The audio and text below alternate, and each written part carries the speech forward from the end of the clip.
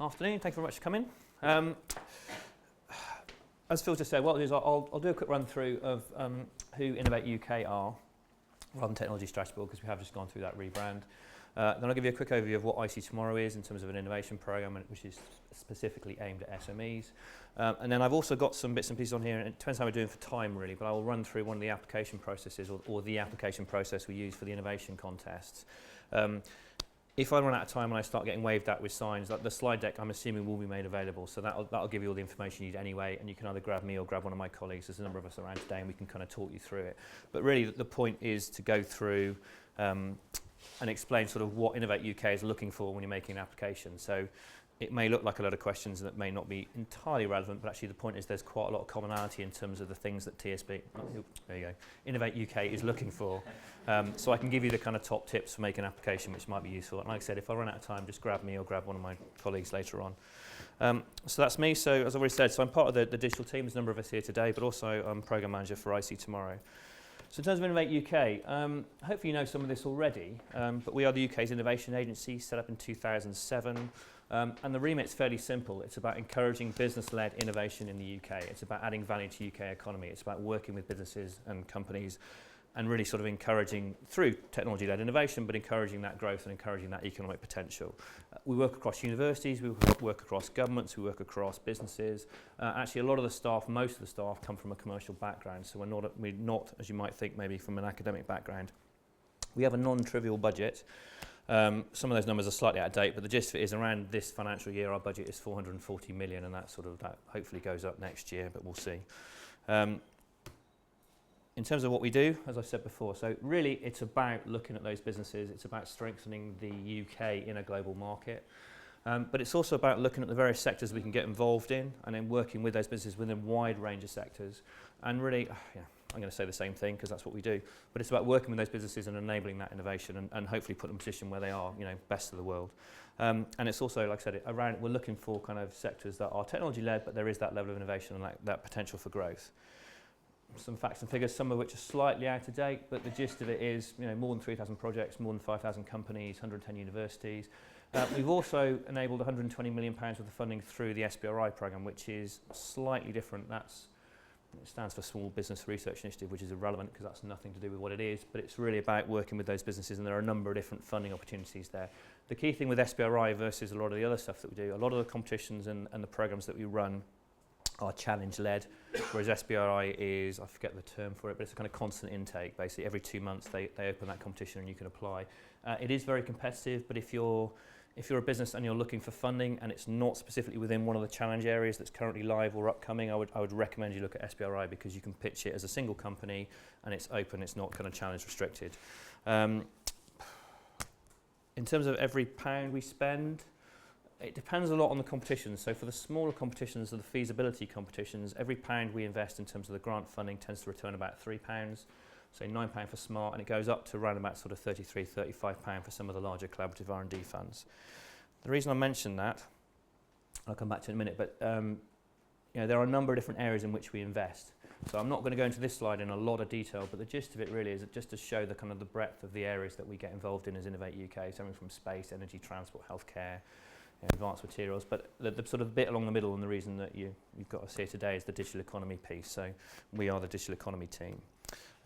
There are a number of tools, and again, we're going to take this apart sort of piece by piece, but the tip from this slide is there are lots of different tools, there are lots of different interventions that Innovate UK operate. Pick the right one, choose the right one for the scale of intervention you're looking at. If you're looking at the sort of the economy level interventions, the large scale industry, the large consortiums, you're looking at the catapult level interventions. As you go down the scale towards consortiums of individual companies, and even towards kind of micro studios and smaller kind of 1 to 10 man companies, you're going more towards SMART, SBRI, IC Tomorrow Innovation Vouchers, those kind of interventions. IC Tomorrow specifically, we also operate for pre-startups, and actually some of the other competitions do as well. You don't have to be a company at the point you apply, you also have to be a company at the point you get your funding. But if you're a pre-startup with a great idea, then we're also still happy to talk to you. I think something like 85% of the companies that we engage with are less than 10 people, less than 5 years old. Although, granted, 5 years is a long time in digital. But the point is, choose the right tool, because as you go up the scale, it's going to take you a lot more effort to get the money. And I would say, don't necessarily, don't just chase the money, chase the thing that's relevant to you, relevant to the company, and relevant to the thing you need. And if you're unsure about any of that, come and talk to us, and we'll tell you the right ones to go and have a look at. More specifically, IC Tomorrow. So IC Tomorrow, we are a digital innovation program, so we're part of that digital team. And it's the same thing, really. It's about encouraging business and innovation in the digital sector. As I've said, though, we tend to work with smaller companies. So in terms of that sort of scale of tools, it does tend to be sort of less than 10 people, less than 5 years old. Although that's not exclusive, it's just that the level of funding we operate tends to be between about sort of 25 to about sort of 40, 45k. So it tends to be self-selecting. It's not a big enough pot for larger companies to chase generally. But the thing that we do is we connect those startups and SMEs and tech companies with leading commercial partners. So whether those commercial partners are content owners or rights holders or technology companies, the point of what we do is we enable those kind of connections between those two parties. So apart from giving you funding, which is great, we also hopefully are trying to enable that primary customer relationship. So you get a chance to get funded, you get a chance to prove yourselves, prove your team, prove your tech, but you're also in a position to then commercialise that with a potential primary customer. So that's quite important. And what is the IC then of IC Tomorrow? Nothing. Nothing, everything. It's a brand. And also the brand's being simplified anyway, so I wouldn't worry about it too much. It can be anything you like. The other thing I would say, in terms of, so we do that through competitions, and I'll come into that in a little bit more detail, and we do it through networking events. There's a number of different ways that we can help, hopefully. It's a free-to-join network, and again, we've operated in a number of different sectors. So the point is that while we have done a lot of focus on the creative industries in terms of film, TV, games, music, publishing, all that kind of good stuff, we are broad-based digital. So we've also run innovation contests in sport, financial services, education, healthcare. I mean, anything with a digital element, and obviously digital is pretty transferable these days, so it is a pretty broad remit. As I said, there are two ways in which we hopefully help. One of those ways are the innovation contests. We run the innovation contest every couple of months, so there's normally something. So if you look at on one of these innovation contests and they're not relevant, just wait, because there'll be another one in another couple of months. We currently have a Connected Cities contest up and running, and actually when John comes to his slide deck, there's a link to get some more information on that competition. But the point is that we run these every couple of months. The thing about the challenge partners, these are the kind of companies that we engage with. So the point in terms of those commercial partners, the content owners, the rights holders, the technology partners, these are the kind of companies that we engage with. So we ran a games contest recently. We had Sony Europe, we had Intel, we had Google, we had Pinewood Studios, we had Crytek. So hopefully these are useful, they are useful companies for you guys to engage with. The reason for getting involved, hopefully there are some fairly clear and obvious benefits for getting involved. You get funded, you get a chance to prove your technology, you get to run those trials. One of the sort of key parts of these innovation contests, apart from the introductions to the commercial partners, is the thing that we do is we enable you to run a trial with these commercial partners. So the fact that we are 100% procurement funding rather than grant funding, for example, is an artifact of that. So because we are basically paying for you to run the trial, you get to be 100% funded, which is interesting. So if you're a startup company, we appreciate that sometimes it is very difficult to find the match funding, even if that match funding is maybe 5k. So we do 100% funding, but we essentially, as part of that trial, you get a chance to prove your team, prove your tech, prove your concept with those commercial partners. So even if that doesn't then go on to subsequent commercialization, which we hope it does for you guys, you're in the right place to then kind of take that through, and actually, hopefully, we've enabled those connections within that sector. We've enabled you to kind of learn some lessons with those challenge partners you can then take through into other challenge partners. Also, you get to keep all of your IP, which is quite nice. It used to be a rarer thing. When we started doing this a couple of years ago, that was an unusual statement, but it seems to be a lot more common now. But that's part of the requirement of our funding. We ran a competition a while ago, actually. I wasn't going to mention the commercial partner. In fact, I won't mention the commercial partner because we're being filmed. And they were quite happy to get involved. But they did say, yeah, that's great, we'll work with these tech companies, but we'll own everything. And we basically are able to say, as Innovate UK, as the UK's innovation agency, go, no, that's not how this funding works. And they go, okay, and that's it, that's the end of that conversation. So you get to keep your IP, you get 100% funded. It is a light touch application, and I'll sort of start to run through that until I start to get waved at. But essentially it's a sort of 2-minute video and it's a 5-question form. So it is about as lightweight as we can make it and still give you money. And also we're not risk averse. This is innovation, hopefully. So a bit of risk is good. So we're not looking to enable business as usual. We're not looking for incremental product development. We're not looking for you to develop something that's already been done in the States and then bring it over to the UK. We want you to do something that's outside your core business path. the kind of project we're really looking for are the ones we kind of go, we would love to do this thing, but we just can't because we haven't got the funding, we haven't got the team, we haven't got the kind of the risk profile to do this stuff. That stuff's great for us because we can go, oh, okay, this is why we can fund it publicly, because we can enable you to take that risk and do that innovative project. So yeah, absolutely not risk averse. We also run networking events. So in addition to the innovation contest where we give you money, these are really just about putting you in the right room with the right people. So for example, we're just doing another TV networking event, but we ran a TV networking event last year and we put 24 companies, so we had 110 companies apply, we filtered them down to 24, we put 24 companies in front of BBC, Zodiac, Channel 4, Maverick, Samsung R&D, MTV, so good companies. You get 5 minutes to pitch yourselves, pitch your idea, pitch your concept. And then we do the follow-up for you. So because we can open those doors, we do the sort of facilitated networking afterwards. So they tick a box, so they want to talk to you, and we try and enable those conversations for you. We've also run digital surgeries and workshops and drop-in sessions, similar to this kind of thing, but we run those drop-in sessions once a month.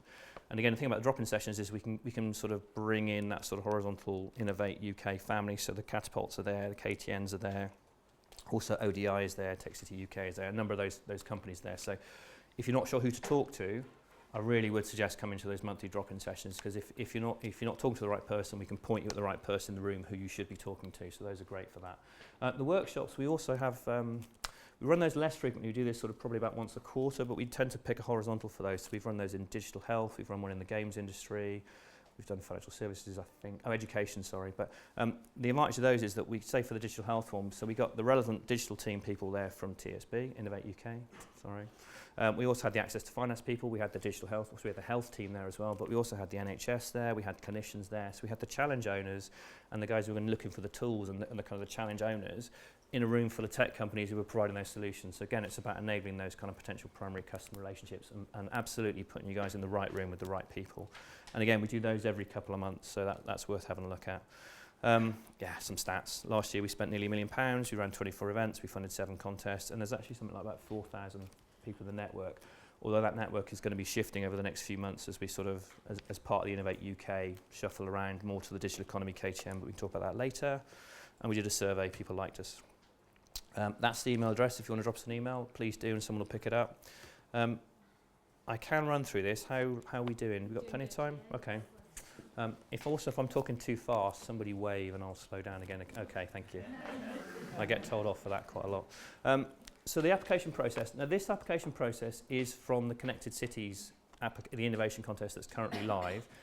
The reason I'll run through this though is there's a lot of sort of commonality between all of these competitions across all of the digital team competition stuff that we run. So I'll do it relatively quickly and I'll sort of pick out the relevant bits. And like I said, the deck will be available afterwards, so pull it out. Essentially, the first bit is saying that you're reviewed by multiple assessors. So essentially, your application goes out to 5 external assessors who are then tasked with giving you feedback. The point of doing that is partly because they're sort of experts in the relevant field, and they are independent assessors who are NDA'd and sort of contracted to do this stuff for us. But also you get feedback on your application. So what we're hoping is that the application process in and of itself, so if you win, that's great. If you don't win, you're still going to get the feedback from those 5 assessors, which is hopefully useful. Every application gets the same score, unsurprisingly, and we batch them all up together so they're not getting them in dribs and drabs. So hopefully we get a kind of constant set of scores or an objective set of scores. Once we get those scores back from the assessors, we do then run an internal panel session where we look at those scores and we rank them. And then really we look at those sort of we do a line draw basically where the kind of scores come in, and then we invite those through to a stage 2. This is, I won't go into this in a lot of detail because this is Connected Cities, but the thing that's more interesting is the bit on the left. So this is what you need to do. So there's like 5 questions basically plus a 2-minute video. So we ask you about your application, we ask you about the project plan and costs, we ask you what are you going to do in your trial, and we ask for your business model and marketplace knowledge, and we ask about team and expertise. Now I won't go into a lot of detail on this for Connected Cities, but in terms of the generalisation around those questions, what Innovate UK is generally looking for, it's about 4 questions really. It comes into, is there an opportunity for a UK business? Second question, is there an opportunity for UK business in a sensible time frame? i.e. this is not deep research, this is not interfering in commercial markets, it's that sort of sweet spot in the middle, it's the sort of industrial research point. So is there an opportunity for UK business? Is it going to be done in a sensible time frame? Is there a market opportunity? Now is that market opportunity, whether that's UK or global, this is about commercialisation, this is about UK economy, so there needs to be an opportunity for UK business in a sensible time frame to take advantage of a market opportunity. And the fourth question is about the need for funding. This is public funding. Why should you have our money? Why should we give you money in order to develop your project? And that comes back, like I said, to risk profile. It comes back to enabling things that wouldn't happen anyway. So is there an opportunity for UK business in a sensible time frame to open up a market, and there's a need for funding? If you can answer those four questions, doesn't matter which competition you're applying for, any of the Innovate UK competitions, that is the sort of the underpinning of all those application processes. So if you keep that in the back of your mind, that would be very useful. More specifically, in terms of sort of business model and marketplace, what we're looking for is that you understand your target market. And your target market is not everybody in the world. It is not everybody with a phone. So please be more specific about what your target market is, because what you're showing us there is that you understand the market you're getting into, that you're aware of the kind of, the market basically. You know the opportunities in that market. What we're also looking for within those questions, though, is that there needs to be some exploitation plan. There needs to be a kind of path to commercialisation. We're looking for you to understand the market you're getting into and how you are going to build market share. So, there may be an opportunity there, but how are you as a company, how is your application, how is your proposed solution going to build market share and enable you to kind of commercialise this ultimately? So that's that question. In terms of team and expertise, again, what we're looking for is not only sort of the team that is pulling this proposal together and is going to deliver this particular project. This is your opportunity to talk about you as a company or any individuals within that company that are relevant. And we appreciate, again, this is digital. Companies come, companies go, skills come. You might be a startup with no commercial experience in this space whatsoever, but the team you have pulled together is it's great for these reasons. Those are the kind of things we're looking for. This is about your ability to deliver on this project, whether that's your company history or whether it's individual history. So that's your opportunity there. In terms of the costs, again, this is high-level plans, and that will depend a lot more on the particular competitions that we're talking about. So again, I suppose read the guidance will be my top tip for all of this stuff. And look at the guidance for the particular competition that you're entering.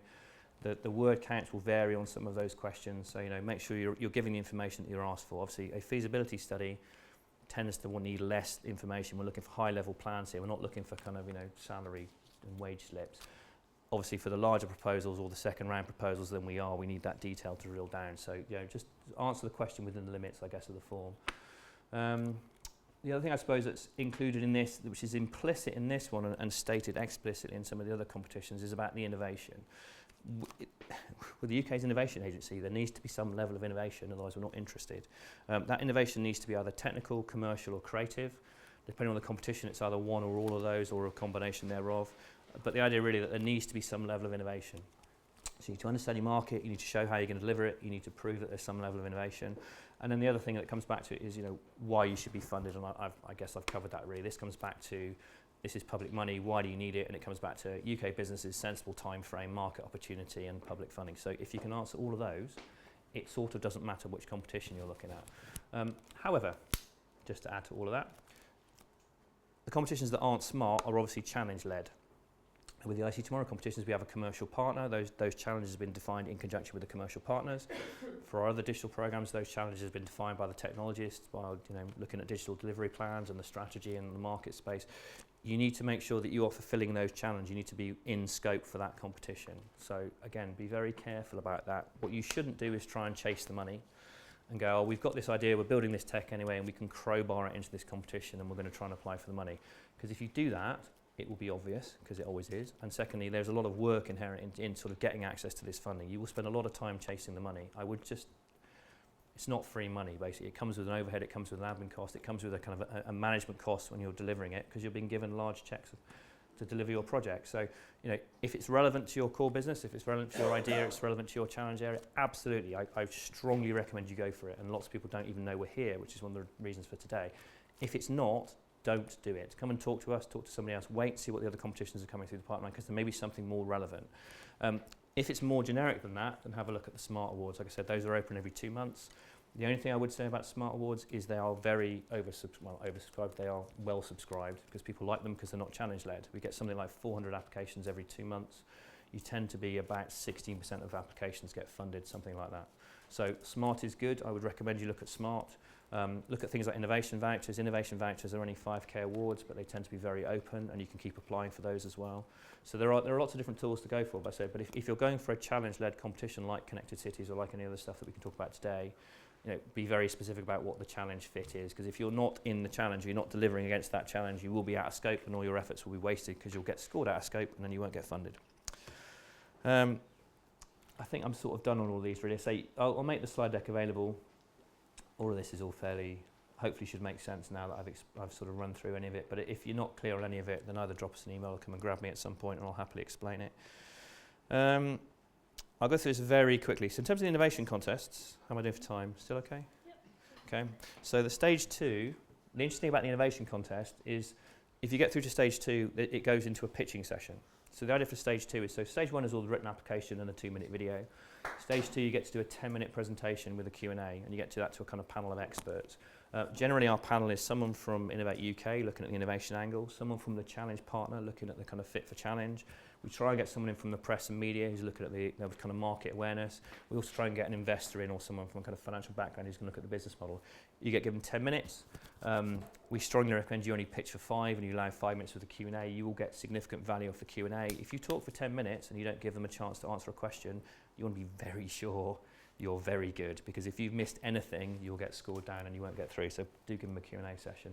The interesting thing about this as well is that we also, prior to those final stages where you get to do your 10-minute presentation, we bring you in for a practice session.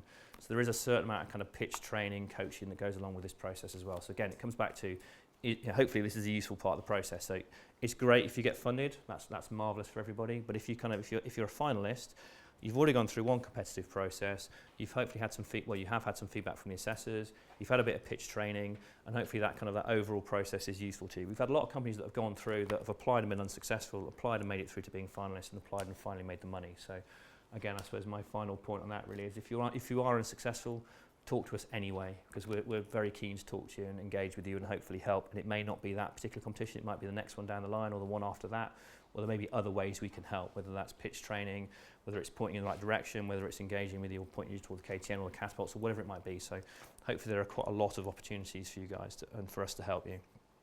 Practice pitch sessions I've mentioned. If you ever get to that stage, it is more than 95% of our winners have attended a practice pitch session. Generally, people who rock up and they haven't got a presentation or they don't go to the practice sessions generally don't win.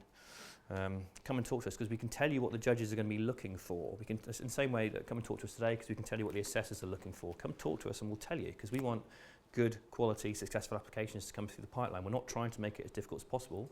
We're trying to make it as successful as possible, and that includes helping us help you, and other useful phrases. But come and talk to us is the short version, and I'll leave this because this is all devil's in the details. But yeah, drop us an email and we'll hopefully chat. Okay. Thank you very much. Thank you.